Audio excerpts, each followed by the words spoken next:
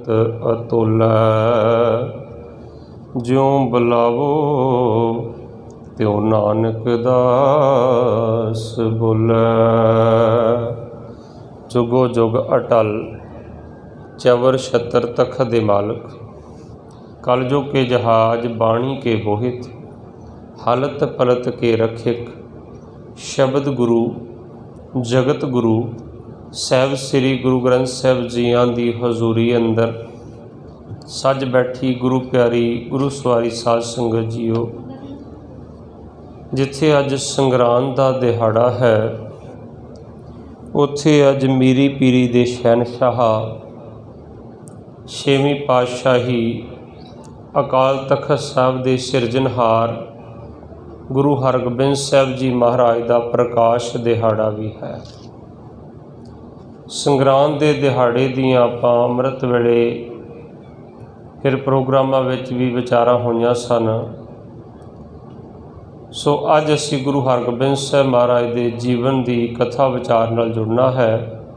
ਮਹੀਨਾ ਸਰਵਣ ਕਰ ਲਈਏ, ਫਿਰ ਗੁਰੂ ਸਾਹਿਬ ਦੇ ਇਤਿਹਾਸ ਦੀ ਵਿਚਾਰ ਨਾਲ ਜੁੜਨਾ ਕਰੀਏ। ਸਤਨਾਮ ਸ੍ਰੀ ਵਾਹਿਗੁਰੂ ਸਾਹਿਬ ਜੀਓ। ਅਸਾੜਤ ਪੰਦਾ ਤਿਸ ਲੱਗੈ, ਹਰ ਨਾਹ ਨਾ ਜਿਨਾ ਪਾਸ। ਜਗ ਜੀਵਨ ਪੁਰਖ ਤਿਆਗ ਕੈ, ਮਾਨਸ ਸੰਧੀ ਆਸ। ਅਸਾੜਤ ਪੰਦਾ ਤਿਸ ਲੱਗੈ, ਹਰ ਨਾਹ ਨਾ ਜਿਨਾ ਪਾਸ। जग जीवन पुरख त्याग कै, मानस संधि आस। दोए पाए वे गुचिया, गल पईस जम की फास। जिहा बीजै सो लुणै, मथै जो लिखियास। रैन विहाणी पछोताणी, उठ चली गई निरास। जिनको साधु पेटिया, सो दरगह होए खलास। कर कृपा प्रभ अपनी, तेरे दर्शन होए प्यास। प्रभ तुध बिन दूजा को नहीं, नानक की अरदास। असाड़ सुहंदा तिस लगै, जिस मन हर चरण निवास। प्रभ तुध बिन दूजा को नहीं, नानक की अरदास। असाड़ सुहंदा तिस लगै, जिस मन हर चरण निवास। वाहिगुरु जी का खालसा, वाहिगुरु जी की फतेह। गुरु प्यारी साध संगत जीओ, गुरु हरगोबिंद साहब महाराज के प्रकाश पुरब दियाँ आप सब संगतां नूं लख लख वधाइयां। गुरमुख प्यारिओ, अषाढ़ के महीने की आपां अमृत वेले विचार कीती सी। हुण समा काफ़ी हो चुकिया है। गुरु हरगोबिंद साहब महाराज का प्रकाश पुरब है। भाई साहब भाई गुरदास जी का कथन है, पंज प्याले पंज पीर, छठम पीर बैठा गुर भारी। अर्जन काया पलट कै, मूरत हरगोबिंद सवारी।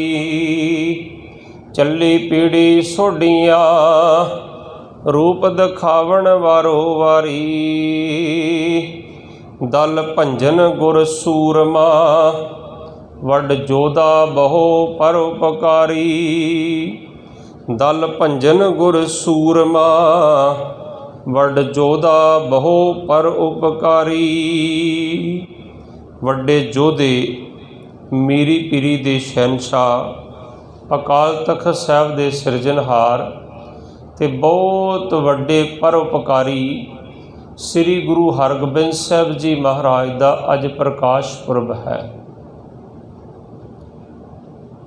माता गंगा जी ने ਜਦੋਂ ਸ੍ਰੀ ਗੁਰੂ ਅਰਜਨ ਦੇਵ ਸਾਹਿਬ ਨੂੰ ਬੇਨਤੀ ਕੀਤੀ ਕਿ ਸਤਿਗੁਰੂ ਜੀ ਸੰਗਤਾਂ ਨੂੰ ਦੁੱਧ ਪੁੱਤ ਦੀਆਂ ਦਾਤਾਂ ਵੰਡਦੇ ਜੇ, ਨਦਰੋਂ ਨਦਰ ਨਿਹਾਲ ਕਰਦੇ ਜੇ, ਮਹਾਰਾਜ ਹੁਣ ਤੇ ਸਾਡੀ ਜਿਹੜੀ ਜਠਾਣੀ ਬੀਬੀ ਕਰਮੋ ਉਹ ਵੀ ਮਿਹਣੇ ਮਾਰਦੀ, ਉਹ ਸਾਨੂੰ ਔਂਤਰੇ ਆਖਦੀ ਹੈ।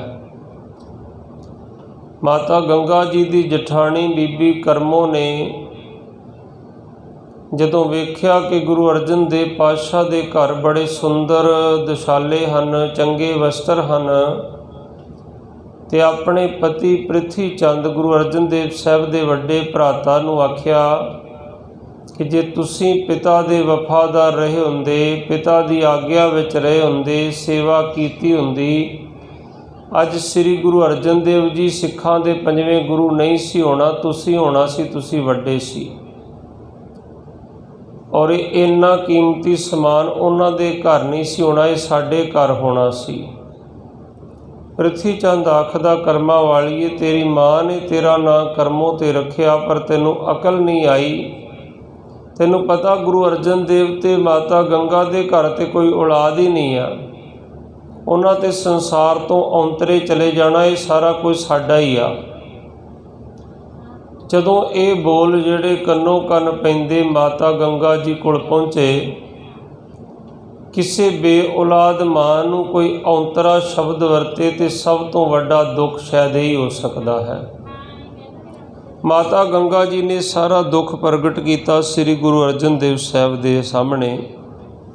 ਸਤਿਗੁਰਾਂ ਨੇ ਆਖਿਆ, ਗੰਗਾ ਜੀ ਜੇ ਪੁੱਤਰ ਦੀ ਦਾਤ ਚਾਹੀਦੀ ਹੈ ਨਾ, ਤੇ ਗ੍ਰੰਥੀ ਸਿੰਘ ਹਨ ਬ੍ਰਹਮ ਗਿਆਨੀ ਬਾਬਾ ਬੁੱਢਾ ਜੀ, ਉਹਨਾਂ ਕੋਲ ਜਾ ਕੇ ਅਰਦਾਸ ਬੇਨਤੀ ਕਰਵਾਓ, ਤੇ ਗੁਰੂ ਨਾਨਕ ਦੇ ਘਰ ਤੋਂ ਕੋਈ ਵੀ ਖਾਲੀ ਨਹੀਂ ਜਾਂਦਾ, ਜ਼ਰੂਰ ਦਾਤਾਂ ਪ੍ਰਾਪਤ ਹੋ ਜਾਣਗੀਆਂ।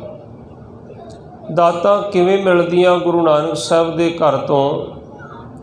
ਮਾਤਾ ਗੰਗਾ ਜੀ ਨੇ 36 ਕਿਸਮ ਦੇ ਪਦਾਰਥ ਬਣਾਏ, ਰਥਾਂ 'ਤੇ ਸਵਾਰ ਹੋ ਕਰਕੇ ਗਏ।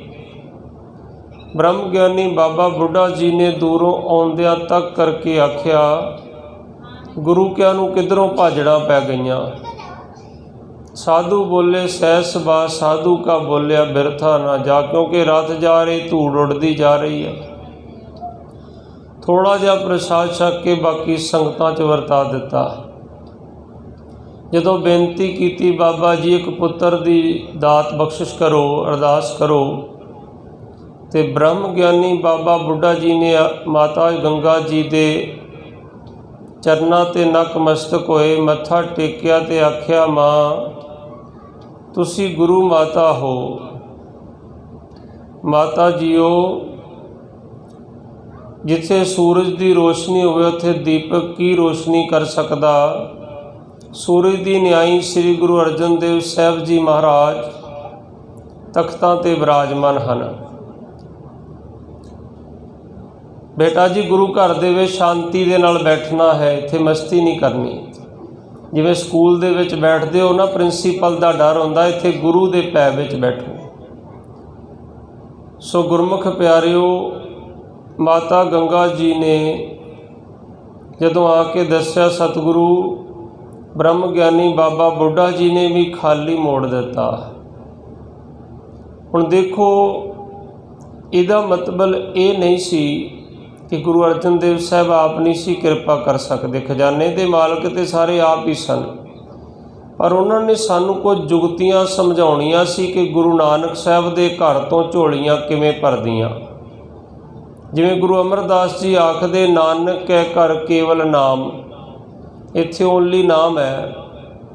ਤੇ ਗੁਰੂ ਅਮਰਦਾਸ ਪਾਤਸ਼ਾਹ ਹੀ ਫਿਰ ਆਖਦੇ ਆ, ਸਾਚੇ ਸਾਹਿਬਾਂ ਕਿਆ ਨਾਹੀਂ ਘਰ ਤੇਰੇ, ਘਰ ਤਾਂ ਤੇਰੇ ਸਭ ਕੁਛ ਹੈ ਜਿਸ ਦੇਸੋਂ ਪਾਵੇਂ। ਹੁਣ ਇੱਥੇ ਥੋੜ੍ਹਾ ਜਿਹਾ ਭੇਦ ਨਹੀਂ ਲੱਗਦਾ ਕਿ ਇੱਕ ਪਾਸੇ ਤੇ ਗੁਰੂ ਸਾਹਿਬ ਆਖਦੇ ਕਿ ਨਾਨਕ ਕੇ ਘਰ ਕੇਵਲ ਨਾਮ, ਓਨਲੀ ਨਾਮ ਹੈ, ਦੂਸਰੇ ਪਾਸੇ ਕਹਿੰਦੇ ਅਸੀਂ ਕੋਈ ਵਸਤੂ ਹੀ ਨਹੀਂ ਜਿਹੜੀ ਗੁਰੂ ਨਾਨਕ ਦੇ ਘਰ ਨਾ ਹੋਵੇ। ਇਹਦਾ ਭਾਵ ਇਹ ਹੈ ਕਿ ਸਭ ਤੋਂ ਕੀਮਤੀ ਪਰਮਾਤਮਾ ਦਾ ਨਾਮ ਹੈ। ਜੇ ਮੰਗਣਾ ਤੇ ਕੀਮਤੀ ਵਸਤੂ ਹੀ ਮੰਗੋ ਇੱਥੇ ਆ ਕੇ। ਪੁਰਾਤਨ ਸਮੇਂ 'ਚ ਮਾਤਾਵਾਂ ਆਖਦੀਆਂ ਹੁੰਦੀਆਂ ਸੀ ਬੱਚਿਆਂ ਨੂੰ, ਪੁੱਤਰ ਨਾਮਦਾਨ ਦੀ ਦਾਤ ਮੰਗੀ ਗੁਰਦੁਆਰੇ ਜਾ ਕੇ। ਤੇ ਅੱਜ ਤੇ ਅਸੀਂ ਆਪਣੀਆਂ ਆਪਣੀਆਂ ਮੰਗਾਂ ਅਲੱਗ-ਅਲੱਗ ਲੈ ਕੇ ਆ ਜਾਂਦੇ ਹਾਂ। लिखणसर गुरुद्वारा साहब गए तो उत्थे मोबाइल के नाम लिख लिख के बच्चों ने लिख रखा, बाबा जी मैनू आ फोन मिल जाए, बाबा जी मैनू आ मोबाइल मिल जाए। अज साड़ियाँ डिमांडां इहो जिहियां हो गईयां। सो गुरमुख प्यारिओ, मंगना की है? नानक कै कर केवल नाम। नाम दान दी दात तां मंगनी आ कि सब तो कीमती वस्तु है नाम। जिथे नाम आ गया, हुण जे किसी कोल सोना आ जावे तो उन्होंने पित्तल खरीदण की तंगी की है, सोना बेच के पित्तल खरीद लवे। जिहदे कोल हीरा आ गया उन्होंने होर किसी धात की कमी किवें हो सकती है।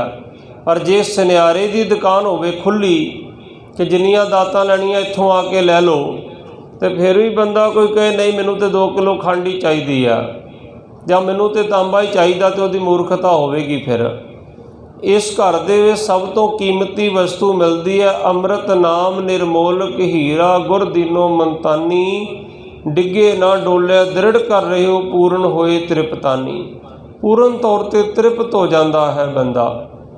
हुण सतगुर ने सानू पूरने पा पा के समझाया कि मंगना किवें आ ते दातां किवें मिलदियां।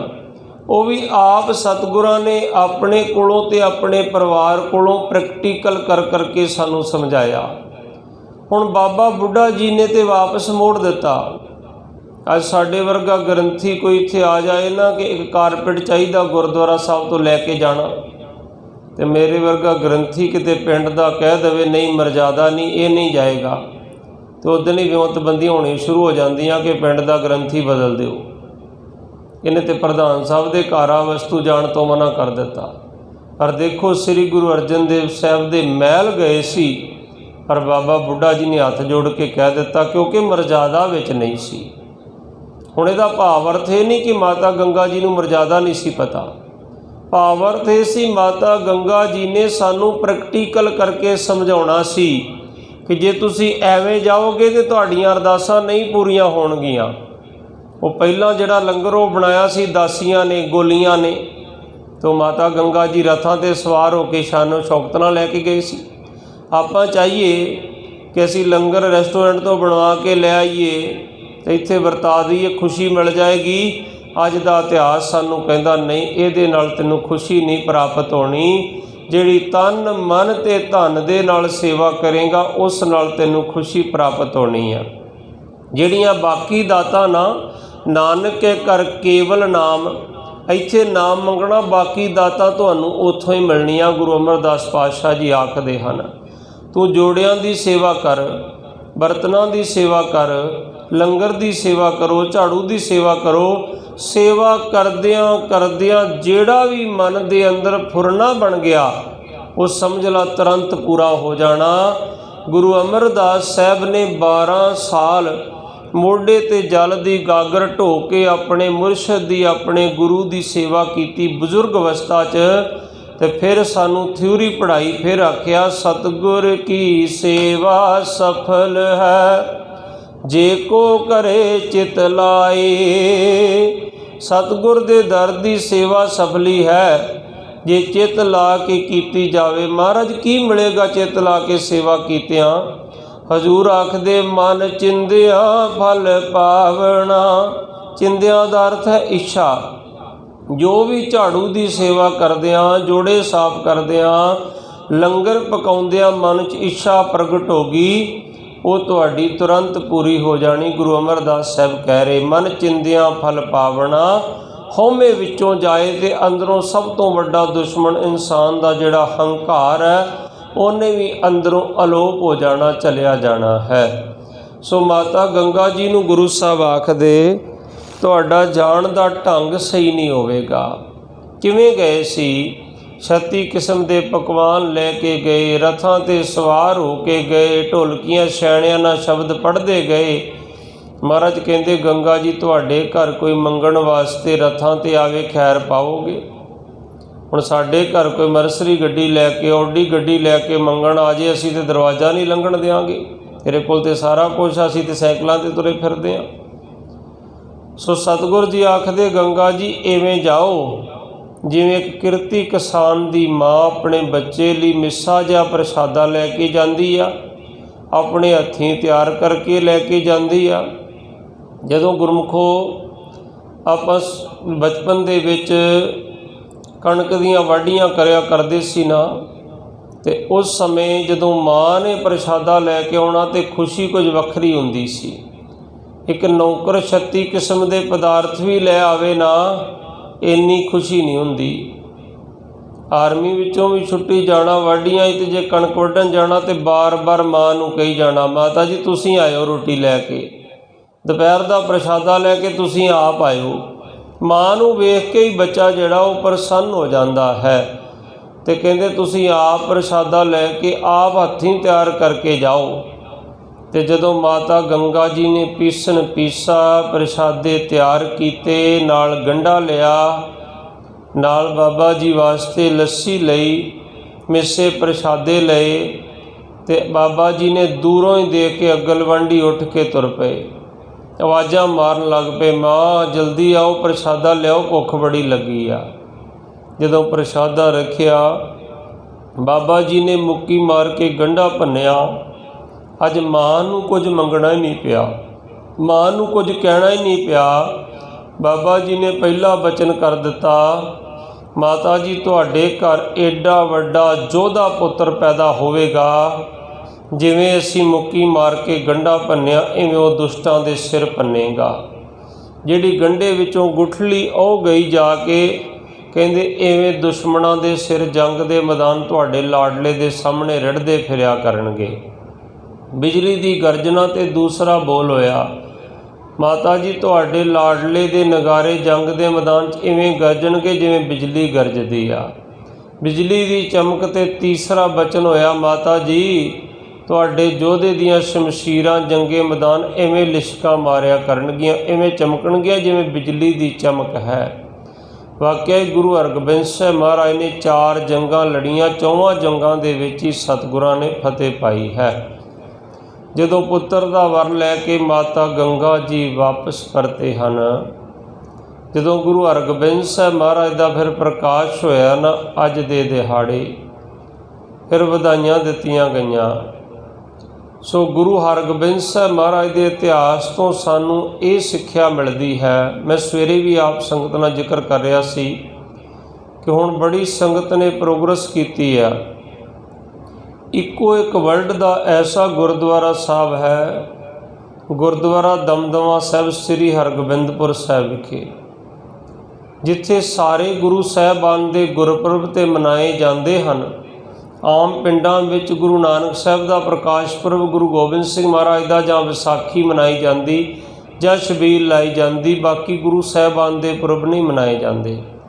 ਪਰ ਇਸ ਸਥਾਨ 'ਤੇ ਜਿੱਥੇ ਗੁਰੂ ਹਰਗੋਬਿੰਦ ਸਾਹਿਬ ਨੇ ਦੂਸਰੀ ਜੰਗ ਲੜੀ ਹੈ, ਜਿੱਥੇ ਇਸ ਸ਼ਹਿਰ ਦਾ ਨਾਮ ਬ੍ਰਹਮ ਗਿਆਨੀ ਬਾਬਾ ਬੁੱਢਾ ਜੀ ਨੇ ਰੱਖਿਆ, ਜਦੋਂ ਜੰਗ ਸਮਾਪਤ ਹੋਈ ਨਾ ਤੇ ਬਾਬਾ ਬੁੱਢਾ ਜੀ ਨੇ ਆਖਿਆ, ਮਹਾਰਾਜ ਰੁਹੇਲੇ ਪਿੰਡ ਦਾ ਨਾਮ ਵੀ ਬਦਲੀ ਕਰ ਦਿਓ, ਸੋਹਣਾ ਜਿਹਾ ਵਧੀਆ ਜਿਹਾ ਨਾਂ ਰੱਖੋ। ਤੇ ਗੁਰੂ ਹਰਗੋਬਿੰਦ ਸਾਹਿਬ ਪ੍ਰਸੰਨ ਹੋ ਕੇ ਕਹਿੰਦੇ, ਬਾਬਾ ਜੀ ਇਹਦਾ ਨਾਂ ਤੁਸੀਂ ਰੱਖ ਦਿਓ, ਜੋ ਵੀ ਰੱਖਣਾ ਹੈ। ਸ਼ਹਿਰ ਦਾ ਰੁਹੇਲਾ ਪਿੰਡ ਸੀ ਉਸ ਸਮੇਂ।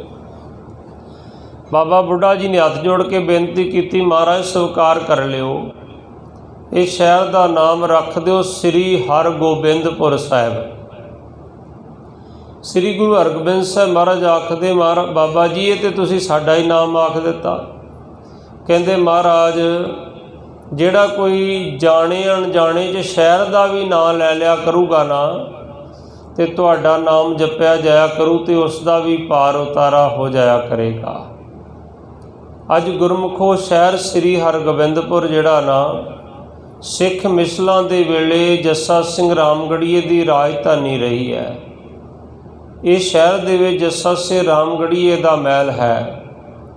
ਇਹ ਸ਼ਹਿਰ ਸੋਭਾ ਸਿੰਘ ਜਿਹਨੇ ਆਰਟਿਸਟ ਹੋਏ, ਜਿਨ੍ਹਾਂ ਨੇ ਗੁਰੂ ਸਾਹਿਬ ਦੀਆਂ ਤਸਵੀਰਾਂ ਬਣਾਈਆਂ, ਇਹ ਸੋਭਾ ਸਿੰਘ ਦਾ ਸ਼ਹਿਰ ਹੈ। ਇਹ ਸ਼ਹਿਰ ਉਹ ਹੈ ਜਿੱਥੇ ਪੰਚਮ ਪਾਤਸ਼ਾਹ ਨੇ ਮੋੜੀ ਗੱਡੀ, ਜਿਹਨੂੰ ਛੇਵੇਂ ਪਾਤਸ਼ਾਹ ਨੇ ਆਪ ਵਸਾਇਆ। ਇੱਥੇ ਇੱਕ ਗੁਰਦੁਆਰਾ ਦਮਦਮਾ ਸਾਹਿਬ ਹੈ, ਜਿੱਥੇ ਦੂਸਰੀ ਜੰਗ ਲੜੀ ਗਈ। ਇੱਕ ਸੈਯਦ ਫਕੀਰ ਬਾਬੇ ਜਾਨੀ ਸ਼ਾਹ ਦਾ ਸਥਾਨ ਹੈ, ਜਿਹੜਾ ਆ ਕੇ ਸਮਰਪਣ ਹੀ ਹੋ ਗਿਆ ਸੀ, ਜਿਹੜਾ ਆਖਦਾ ਸੀ ਜਾਨੀ ਕੋ ਜਾਨੀ ਸੇ ਮਿਲਾ ਦੋ।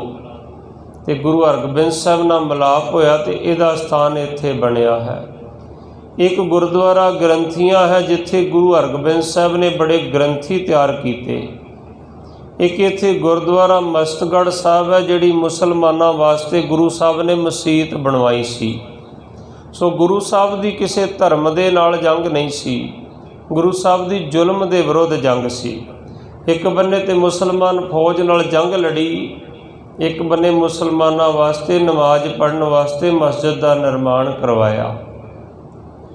सो गुरु हरगोबिंद साहब महाराज के नाम ते जिहड़ा ये शहर वसिया ना, इस शहर दे विच जिहड़ा गुरुद्वारा दमदमा साहब ये वर्ल्ड का एक पहला स्थान हो सकता जिथे सारे दे सारे गुरपुरब दो वार मनाए जाते आ, जिथे 2 टाइम कथा हुंदी ते कीर्तन हुंदा है, जिथे नितनेम भी संगती रूप विच हुंदा।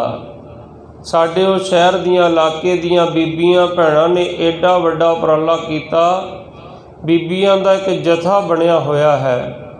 सुखमनी साहब सोसाइटी है ते अमृत वेले नितनेम वास्ते वो पूरा जथा पहुँचदा 2:30-3 बजे। संगती रूप दे विच वो सारी संगत नितनेम करदी है। कुछ उत्थे दा आनंद ही वखरा हुंदा देखण वाला।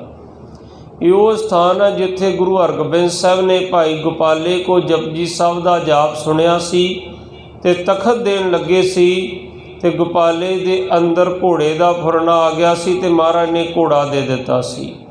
ये भी एक मैसेज मिलता है गुरु को दातां किवें लैणियां, इत्थे आके बह जा करो गुरु ग्रंथ साहब के कोल, आख दिया करो गुरु हरगोबिंद साहब आप जी ने गोपाला जी को जपजी साहब का जाप सुनिया सी, तखत देन लगे सी, भावना अनुसार घोड़ा सौंपिया सी। महाराज अज मैं 10 पातशाहियां दी जोत गुरु हरगोबिंद साहब गुरु ग्रंथ साहब जीओ अज आप जी नूं जपजी साहब का जाप सुनाउण आया। जपजी साहब का जाप सुनाओगे जो भी फुरना बन गया वो तुरंत पूरा हो जाना। ये गुरु हरगोबिंद साहब महाराज की रहमत है। सो गुरमुख प्यारिओ, इत्थे सब तो पहली गल तो यह है 2 टाइम कथा विचार तो बाकी इतिहासक स्थानों पर भी चलती है, पर इत्थे सारे दे सारे गुरपुरब एक एक परिवार वालों बुक होए हैं। किसी वालों गुरु नानक साहब का गुरपुरब, किसी वालों गुरु रामदास पातशाह का गुरता गद्दी दिवस, किसी परिवार वालों साहिबजादियां दे दिहाड़े। इस तरह सतगुर ने तुठ करके तरस करके दास नूं भी सेवा बख्शी है। गुरु तेग बहादुर साहब की शहादत की सेवा सतगुरां ने निमाणे सेवकां नूं बख्शिश की है। पर मैं तुहानूं सच कह रहा, गुरु हजूरी च बह के जदों दी 7-8 साल तो गुरु तेग बहादुर साहब के शहीदी पुरब की सेवा बख्शी ना गुरु ने, एक खंड पाठ ही साल का करवाई दा ना गुरुद्वारा साहब, जां थोड़ा बहुत लंगर की महाराज सेवा करवा लेंदे आ। उदों का पता ही नहीं लगता, घर दियाँ सारियां चिंतावां ही खत्म हो गई, सारे कारज अपने आप ही चली जाते। मैनू पिछे एक बार ਸਿੰਘਣੀ कहती कि पता नहीं लग रहा कि घर के काम किवें इन्ने फास्ट अपने आप ही हो ही जा रहे। मैं क्या अरदास विच नहीं सुनते, तेग बहादुर सिमरिया कर नौनिध आवे धाए सब थाई होए सहाय। जदों गुरु तेग बहादुर साहब नूं सिमर लिया तो घर च नौनिधियां तो फिर आउणियां सुभावक हैं।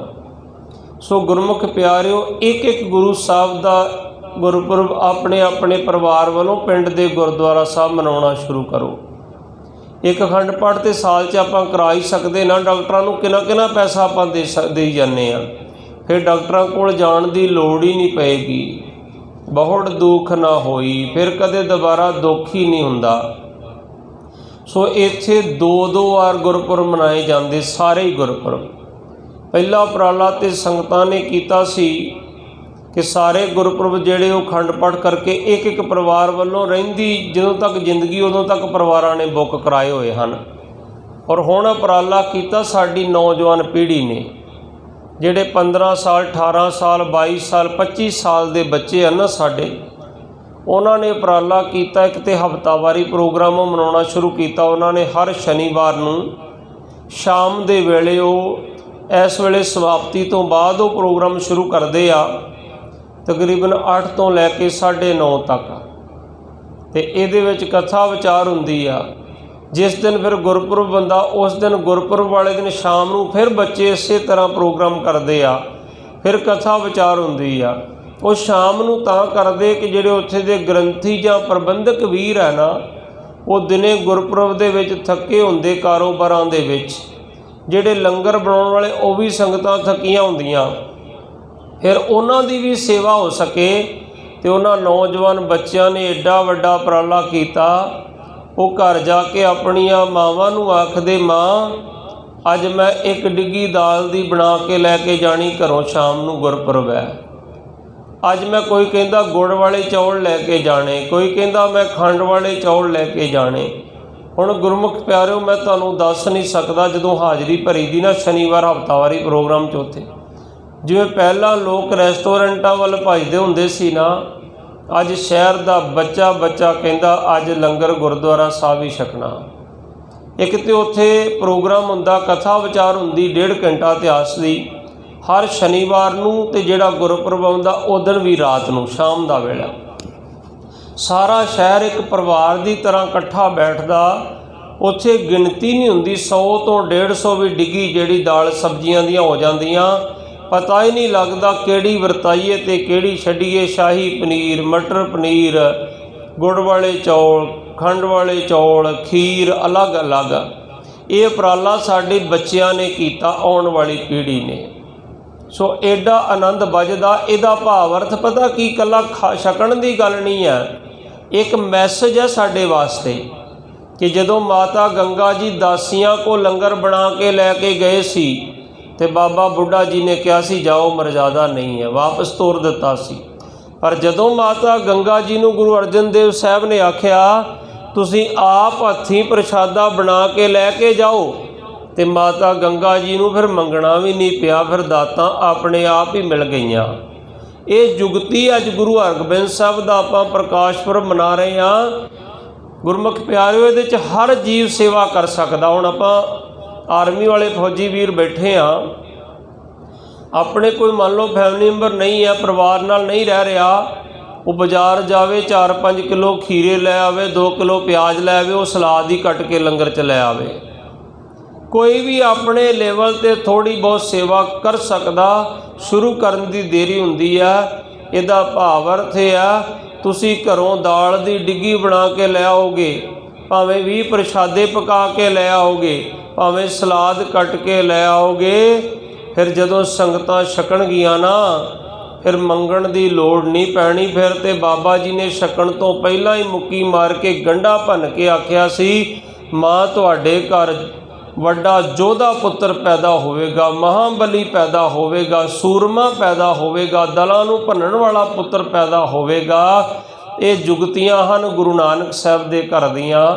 ਮੈਂ ਸੰਗਤਾਂ ਨੂੰ ਵਿਚਾਰ ਕਰ ਰਿਹਾ ਸੀ ਕਿ ਆਪਾਂ ਵੀ ਉਪਰਾਲਾ ਕਰਾਂਗੇ, ਘੱਟ ਤੋਂ ਘੱਟ ਇੱਕ ਦਿਨ ਮਹੀਨੇ ਵਿੱਚ ਹੋ ਜਾਵੇ, ਸੰਗਰਾਂਦ ਵਾਲੇ ਦਿਨ। ਸੰਗਰਾਂਦ ਦਾ ਲੰਗਰ ਵੇਖੋ ਕਿੰਨੀ ਕੁ ਥੋੜ੍ਹੀ ਸੰਗਤ ਆਉਂਦੀ ਸੰਗਰਾਂਦ 'ਤੇ ਅਸੀਂ ਵੀ ਸਾਰੇ ਉਪਰਾਲਾ ਕਰਾਂਗੇ ਕਿ ਇੱਕ ਦਿਨ ਅਸੀਂ ਆਪਣੇ ਆਪਣੇ ਘਰਾਂ ਤੋਂ ਪ੍ਰਸ਼ਾਦੇ ਬਣਾ ਕੇ ਲਿਆਈਏ। ਕੋਈ 10 ਪ੍ਰਸ਼ਾਦੇ ਲੈ ਆਵੇ, ਕੋਈ 4 ਪ੍ਰਸ਼ਾਦੇ ਲੈ ਆਵੇ, ਕੋਈ ਦਾਲ ਲੈ ਆਵੇ, ਕੋਈ ਸਬਜ਼ੀ ਲੈ ਆਵੇ। ਅਸੀਂ ਤਾਂ ਸੁਭਾਗ ਸਮਝਿਆ ਇਸ ਗੱਲ ਨੂੰ। ਕੱਲ੍ਹ ਭਾਈ ਸਾਹਿਬ ਦਾ ਮੈਸੇਜ ਆਇਆ ਸਾਨੂੰ, ਉਹ ਤਾਂ ਫੋਨ 'ਤੇ ਮੈਸੇਜ ਵੀ ਦੇ ਦਿੰਦੇ ਆ। ਪੁੱਛਦੇ ਗਿਆਨੀ ਜੀ ਇੱਥੇ ਜੇ ਚਲੇ ਗਏ? ਮੈਂ ਕਿਹਾ ਨਹੀਂ, ਅਸੀਂ ਚਲੇ ਗਏ। ਕਹਿੰਦੇ ਜੀ 5-7 ਲੀਟਰ ਰਾਜਮਾਂਹ ਦੀ ਸੇਵਾ ਤੁਸੀਂ ਬੁੱਧਵਾਰ ਨੂੰ ਕਰਨੀ ਆ। ਅਸੀਂ ਕਿਹਾ ਜੀ 7 ਬਚਨ ਭਾਈ ਸਾਹਿਬ ਜੀ। ਤੇ ਮੈਂ ਪਰਿਵਾਰ ਨੂੰ ਇਹ ਗੱਲ ਆਖਦਾ ਹੁੰਨਾ ਘਰ, ਹੁਣ ਬੱਚੇ ਗਏ ਆ ਰਾਜਮਾਂਹ ਦੀ ਸਬਜ਼ੀ ਬਣਾ ਕੇ ਲੈ ਕੇ ਗੁਰਦੁਆਰਾ ਦਮਦਮਾ ਸਾਹਿਬ। ਮੈਂ ਆਖਦਾ ਹੁੰਨਾ ਜਿਹੜਾ ਦਮਦਮਾ ਸਾਹਿਬ ਤੋਂ ਆਵਾਜ਼ ਆਈ ਨਾ, ਇਹ ਭਾਵੇਂ ਮਾਸਟਰ ਸਰਬਜੀਤ ਸਿੰਘ ਨੇ ਆਵਾਜ਼ ਮਾਰ ਕੇ ਕਿਹਾ ਸਵੇਰੇ ਤੁਸੀਂ ਕਾਲੇ ਛੋਲੇ ਬਣਾ ਕੇ ਲੈ ਕੇ ਆਉਣੇ, ਕਿਸੇ ਨੂੰ ਕਹਿੰਦੇ ਸਵੇਰੇ ਰਾਜਮਾਂਹ ਤੁਸੀਂ ਕੱਲ੍ਹ ਨੂੰ ਲੈ ਆਉਣੇ ਸ਼ਾਮ ਦੇ ਵੇਲੇ। ਇਹ ਆਵਾਜ਼ ਭਾਈ ਸਰਬਜੀਤ ਸਿੰਘ ਦੀ ਨਾ ਸਮਝੋ, ਇਹ ਆਵਾਜ਼ ਗੁਰੂ ਹਰਗੋਬਿੰਦ ਸਾਹਿਬ ਦੀ ਸਮਝੋ। ਇਹ ਆਵਾਜ਼ ਬ੍ਰਹਮ ਗਿਆਨੀ ਬਾਬਾ ਬੁੱਢਾ ਜੀ ਦੀ ਹੈ। ਜਿਹੜੀ ਗੁਰੂ ਦਰ ਤੋਂ ਆਵਾਜ਼ ਆ ਗਈ ਨਾ, ਹੁਣ ਜਦੋਂ ਛੁੱਟੀ ਜਾਈਦਾ ਨਾ ਤੇ ਉਹ ਸਿੰਘ ਕਹਿਣਗੇ ਗਿਆਨੀ ਜੀ ਸਵੇਰ ਤੋਂ ਕਥਾ ਦੀ ਸੇਵਾ 'ਤੇ ਆਉਣਾ ਜੀ, ਤੇ 7 ਬਚਨ ਆਖੀਦਾ, ਤੇ ਨਾਲ ਹੀ ਘਰ ਪਰਿਵਾਰ ਨੂੰ ਕਹੀਦਾ ਕਿ ਮੇਰੇ ਗੁਰੂ ਨੂੰ ਇੰਨਾ ਫਿਕਰ ਪੈ ਗਿਆ ਕਿ ਛੁੱਟੀ ਆ ਕੇ ਕਿਤੇ ਸਿੰਘ ਆਲਸੀ ਨਾ ਹੋ ਜਾਵੇ। ਜਿਵੇਂ ਮਾਂ ਉਠਾਉਂਦੀ ਨਾ ਆਵਾਜ਼ ਮਾਰ ਕੇ, ਇਵੇਂ ਮੈਨੂੰ ਮੇਰੇ ਗੁਰੂ ਹਰਗੋਬਿੰਦ ਸਾਹਿਬ ਉਠਾਉਂਦੇ ਆ ਕਿ ਕਥਾ ਕਰਨ ਵਾਸਤੇ ਜਾਓ। ਸੋ ਆ ਪਿੱਛੇ ਸ੍ਰੀ ਗੁਰੂ ਅਰਜਨ ਦੇਵ ਪਾਤਸ਼ਾਹ ਦਾ ਗੁਰਪੁਰਬ ਵੀ ਛੁੱਟੀ ਦੇ ਦੌਰਾਨ ਨਿਕਲਿਆ। ਮੈਂ ਸੰਗਤਾਂ ਨੂੰ ਪਹਿਲਾਂ ਬੇਨਤੀਆਂ ਕਰਦਾ ਹੁੰਨਾ, ਕੋਸ਼ਿਸ਼ ਕਰੀਦੀ ਆ ਜਿਵੇਂ ਅੱਜ ਕੱਲ੍ਹ ਸਾਰਾ ਹੀ ਸਿਲੇਬਸ ਆਨਲਾਈਨ ਹੋ ਗਿਆ ਨਾ, ਅਸੀਂ ਵੀ ਆਪਣੀ ਡਿਊਟੀ ਕਰ ਸਕੀਏ। ਇਸ ਕਰਕੇ ਗੁਰੂ ਅਰਜਨ ਦੇਵ ਪਾਤਸ਼ਾਹ ਦੇ ਇਤਿਹਾਸ ਦੀ ਕਥਾ, ਫਿਰ ਦਾਤਾਂ ਕਿਵੇਂ ਪ੍ਰਾਪਤ ਹੁੰਦੀਆਂ ਤੇ ਕਿਵੇਂ ਮੰਗੀਆਂ ਜਾਂਦੀਆਂ, ਕਿਵੇਂ ਮਿਲਦੀਆਂ, ਇਹ ਸਾਰਾ ਵਿਸ਼ਾ ਅਸੀਂ ਦਮਦਮਾ ਸਾਹਿਬ ਵਿਚਾਰ ਕੇ YouTube ਦੇ ਉੱਤੇ ਰਿਕਾਰਡਡ ਹੈ, ਆਪ ਸੰਗਤਾਂ ਸੁਣ ਸਕਦੀਆਂ। ਚੈਨਲ ਦੇ ਉੱਤੇ ਬਲਰਾਜ ਸਿੰਘ ਖਾਲਸਾ YouTube ਤੇ ਮਾਰੋਗੇ, ਇਹ ਦਮਦਮਾ ਸਾਹਿਬ ਦੇ ਸਾਰੇ ਪ੍ਰੋਗਰਾਮ ਆ ਜਾਣਗੇ।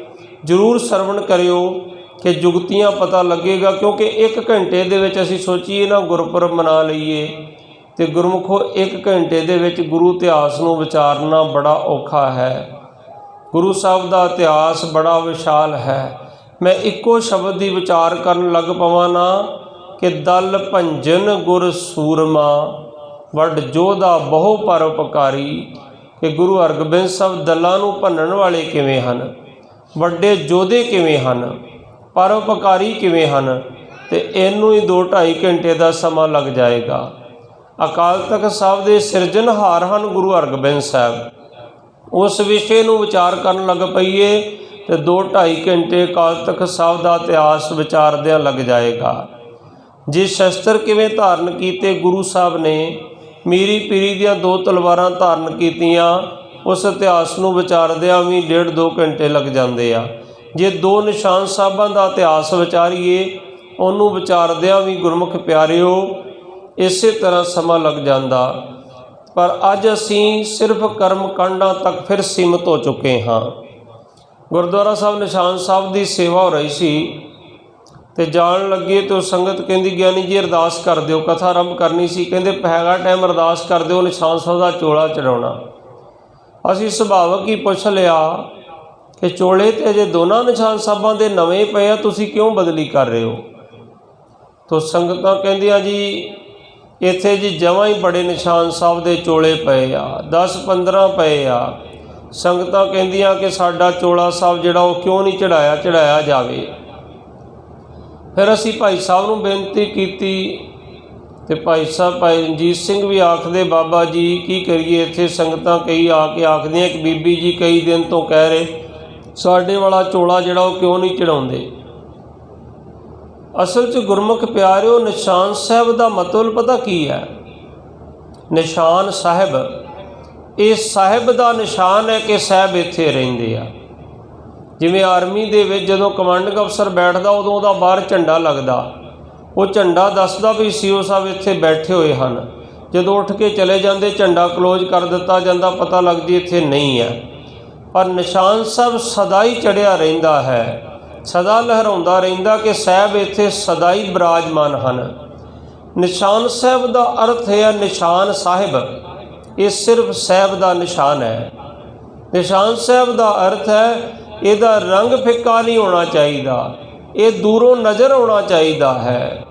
ਹੁਣ ਇਹਦਾ ਲਾਭ ਕੀ ਹੋ ਗਿਆ? ਇੱਕ ਅੱਜ ਨਿਸ਼ਾਨ ਸਾਹਿਬ ਦਾ ਚੋਲਾ ਚੜ੍ਹਾ ਦਿਓ, ਇੱਕ 5 ਦਿਨ ਬਾਅਦ ਫੇਰ ਚੜ੍ਹਾ ਦਿਓ, ਤੋਂ ਪਹਿਲਾਂ ਵੀ ਨਵਾਂ ਹੀ ਪਿਆ ਹੈ। ਫਿਰ ਅਸੀਂ ਕਰਮ ਕਾਂਡਾਂ ਵਾਲੇ ਪਾਸੇ ਤੁਰੇ ਜਾਂਦੇ ਹਾਂ। ਇਸ ਪੈਸੇ ਨੂੰ, ਇਸ ਗੁਰੂ ਘਰ ਦੀ ਮਾਇਆ ਨੂੰ ਕਿਤੇ ਹੋਰ ਜਗ੍ਹਾ ਵਰਤਿਆ ਜਾ ਸਕਦਾ, ਲੰਗਰ ਵਿੱਚ ਵਰਤਿਆ ਜਾ ਸਕਦਾ ਹੈ, ਜਾਂ ਗਰੀਬ ਦਾ ਮੂੰਹ ਗੁਰੂ ਦੀ ਗੋਲਕ ਹੈ, ਕਿਸੇ ਗਰੀਬ ਦੇ ਬੱਚੇ ਦੀ ਪੜ੍ਹਾਈ ਵਾਸਤੇ ਪੈਸਾ ਖਰਚ ਕੀਤਾ ਜਾ ਸਕਦਾ। ਸਾਨੂੰ ਲੋੜ ਹੈ ਅੱਜ ਇਸ ਵਿਸ਼ੇ ਨੂੰ ਸਮਝਣ ਦੀ। ਸੋ ਸਤਿਗੁਰੂ ਜੀ ਕਿਰਪਾ ਕਰਨ। ਸਮਾਂ ਸਮਾਪਤੀ ਵੱਲ ਜਾ ਰਿਹਾ, ਇੰਨੇ ਬਚਨ ਕਰਦੇ ਹੋਏ ਸਮਾਪਤੀ ਹੈ। ਅੱਜ ਦਾ ਜਿਹੜਾ ਮਹੀਨਾ ਹੈ, ਹਾੜ ਦਾ ਮਹੀਨਾ ਆਰੰਭ ਹੋਇਆ ਹੈ, ਜੇਠ ਦਾ ਮਹੀਨਾ ਸੁਖ ਸ਼ਾਂਤੀ ਦੇ ਨਾਲ ਬਤੀਤ ਹੋਇਆ ਹੈ। ਆਓ 2 ਮਿੰਟ ਵਾਸਤੇ ਅੱਜ ਦੇ ਮਹੀਨੇ ਦੀ ਆਖਰੀ ਵਿਚਾਰ ਦੀ ਆਪ ਦੇ ਨਾਲ ਸਾਂਝ ਪਾ ਲਈਏ, ਕਿਉਂਕਿ ਕੁਝ ਸੰਗਤਾਂ ਬਾਅਦ ਵਿੱਚ ਆਈਆਂ ਹੁੰਦੀਆਂ ਜਿਨ੍ਹਾਂ ਨੇ ਮਹੀਨਾ ਸਰਵਣ ਨਹੀਂ ਕੀਤਾ ਹੁੰਦਾ। ਹਰ ਸਿੱਖ ਵਾਸਤੇ ਜ਼ਰੂਰੀ ਹੈ ਕਿ ਉਹ ਹਰ ਮਹੀਨੇ ਦਾ ਜਾਪ ਜਿਹੜਾ ਗੁਰੂ ਸਾਹਿਬ ਨੇ ਬਖਸ਼ਿਸ਼ ਕੀਤਾ ਉਹਨੂੰ ਸਰਵਣ ਕੀਤਾ ਜਾ ਸਕੇ। ਸੋ ਅੱਜ ਅਸਾੜ ਦਾ ਮਹੀਨਾ ਆਰੰਭ ਹੋਇਆ, ਜਿਹਨੂੰ ਆਪਾਂ ਹਾੜ ਆਖਦੇ ਹਾਂ। ਸਤਿਗੁਰੂ ਜੀ ਆਖਦੇ ਹਨ, ਅਸਾੜ ਤਪੰਦਾ ਤਿਸ ਲੱਗੈ, ਹਰ ਨਾਹ ਨਾ ਜਿਨਾ ਪਾਸ। ਅਸਾੜ ਦਾ ਮਹੀਨਾ, ਜੇਠ ਤੇ ਹਾੜ 2 ਮਹੀਨੇ ਤਪਸ਼ ਦੇ ਮਹੀਨੇ ਹੁੰਦੇ ਹਨ।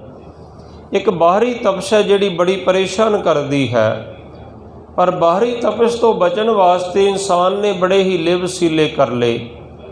ਪਹਿਲਾਂ ਹੱਥ ਵਾਲੇ ਪੱਖੇ ਹੁੰਦੇ ਸੀ, ਫਿਰ ਦੂਸਰੇ ਇਲੈਕਟ੍ਰੀਕਲ ਪੱਖੇ ਆ ਗਏ, ਫਿਰ ਕੂਲਰ ਆ ਗਏ, ਹੁਣ ਏਸੀ ਆ ਗਏ। ਏਸੀ 'ਚ ਬੈਠ ਕੇ ਬਾਹਰ ਦੀ ਤਪਸ਼ ਨੂੰ ਤੇ ਖਤਮ ਕੀਤਾ ਜਾ ਸਕਦਾ, ਪਰ ਇੱਕ ਅੰਦਰ ਦੀ ਤਪਸ਼ ਹੈ।